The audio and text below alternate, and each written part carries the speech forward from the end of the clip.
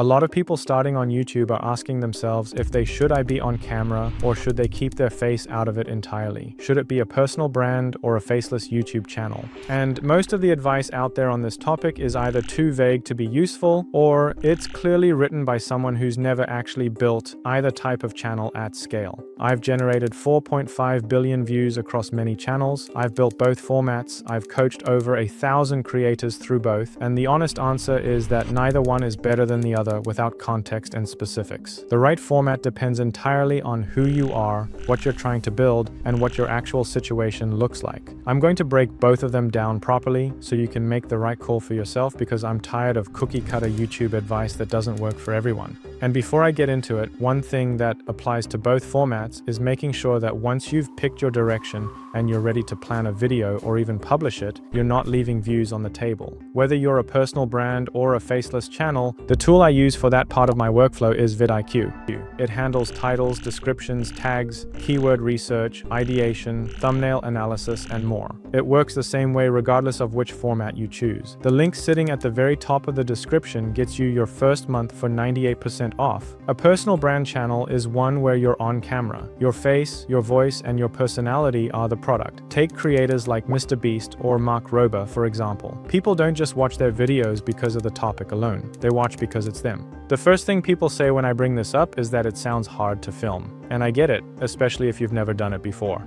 But here's what most people get wrong about personal brand content. They think the production has to be impressive. It doesn't. People care about the idea, the problem you're addressing, and whether you can actually help them solve it, or they are just bored and they want to be entertained. So your content comes down to educational or entertainment. Either problem still needs to be solved. The execution in terms of how you film it matters a lot less than the execution in terms of what you're saying and whether it's genuinely useful. When I'm coaching someone who's never filmed before, I tell them to start with their phone. Landscape, not portrait, prop it up, hit record, and talk directly to the camera like you're explaining something to one person sitting across from you. You don't need fancy lighting, a fancy mic, or editing. Just take a look at examples like this, and this. The barrier to entry is genuinely lower than most people think, and the audience will forgive a lot if what you're saying is worth listening to.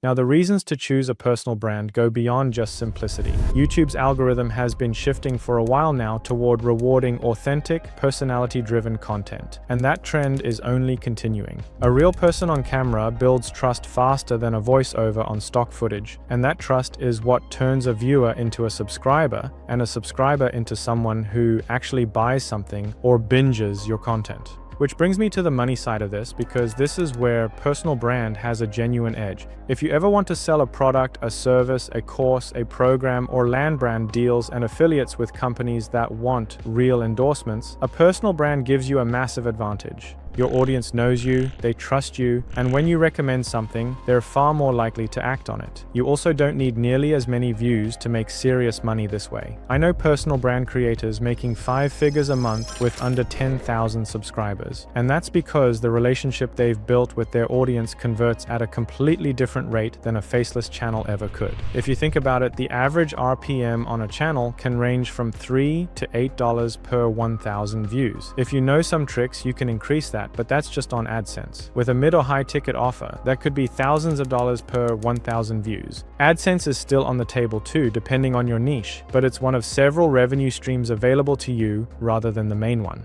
Also, if you are starting out on YouTube, a personal brand is easier. You can just turn on your phone, record, and do minimal editing. It can be a lot cheaper starting out, and you learn a lot in the process. It can be a scary thing to get over at first, but it just takes practice. It does not have to be good when you start out. You have to record each time, so if you wanted to automate it, doing that 100% is tricky unless you can create an AI version of you, which needs to be convincing. You can get a team to help you with content as you scale, but you still have to be on camera. The one real drawback is that some people genuinely don't want to be on camera, and that's a legitimate concern, not just a confidence issue. If you don't want your face online for privacy reasons, or if the idea of filming yourself creates enough friction that you'll never actually start, then a personal brand might not be the right fit. And that's fine. There's another format that works just as well if you approach it correctly. Faceless content is any channel where the creator isn't on camera. It could be voiceover with stock footage, animated explainer videos, screen recordings, documentary-style content, AI-generated visuals, or any combination of those formats. The creator is invisible, and the content itself does all the work. The obvious appeal here is that you never have to think about how you look, where you're filming, or what's in the background. You can produce from anywhere in the world at any time with no camera setup required. For a lot of people, that removes a significant amount of friction, and that matters because friction is usually what stops people from starting. Faceless content is also easier to scale with a team. Because you're not the face of the channel, you can bring in writers, editors, and researchers without the content feeling inauthentic, and you can increase your output without it all depending on you showing up in front of a camera every week. That's genuinely attractive if you're building something you want to eventually run more like a business than a one-person show.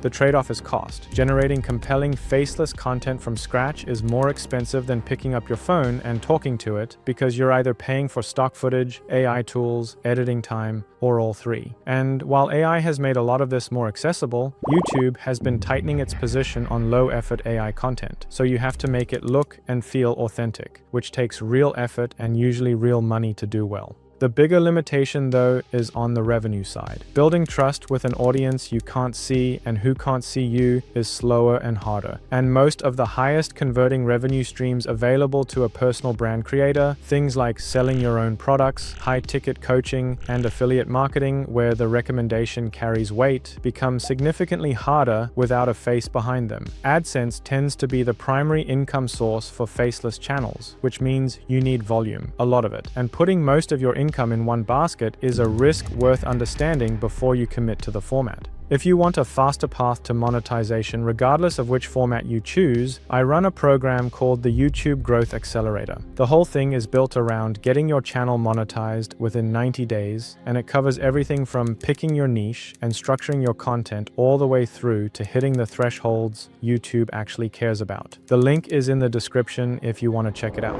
The format isn't really the decision. The question is which one fits your situation right now, and for most people, it comes down to one of these four scenarios. You want to build something that makes money beyond AdSense. Personal brand is the stronger choice. The trust you build on camera opens doors that faceless channels struggle to open, and the revenue ceiling is meaningfully higher when your audience has a real relationship with you. You genuinely don't want your face online. Faceless is the right call, and there's nothing wrong with that. Plenty of faceless channels generate serious AdSense revenue, and if the privacy concern is real, then personal brand was never going to work for you long-term anyway. Commit to faceless properly and build the volume the format requires. You're a beginner who's overthinking the filming side of personal branding. Start with your phone, keep it simple, and focus on the idea and the value you're delivering. The production stuff is learnable, and most of it doesn't matter as much as you think it does right now. The people who wait until they have the perfect setup usually never start, and the people who start with a phone usually look back in 6 months, wondering why they spent so long worrying about it. You want to scale and eventually step back from creating everything yourself. Both formats can get there, but faceless gets there faster if you have a budget, because you can build a team around it without the content depending on your presence. A personal brand can scale too, but it takes longer to build the systems around it while keeping the content authentic. Most people pick a format because someone on the internet told them it was easier. You're not doing that anymore. You now know exactly what separates a personal brand from a faceless channel, what each one costs you, and what each one gives back to you. That's more clarity than most creators get before they've already wasted 6 months going in the wrong direction. The decision is yours to make, and now you actually have what you need to make it correctly. And if you've picked your format and you're ready to actually start growing, you need to click on this video and it will help you understand how to stop a video from flatlining and what to do when it does. I've taken dead videos and brought them back to life using a strategy that most creators don't even know exists, and it's a lot simpler than you'd think. Click it before it disappears. It will really help you revive a dead video and sometimes a dead channel.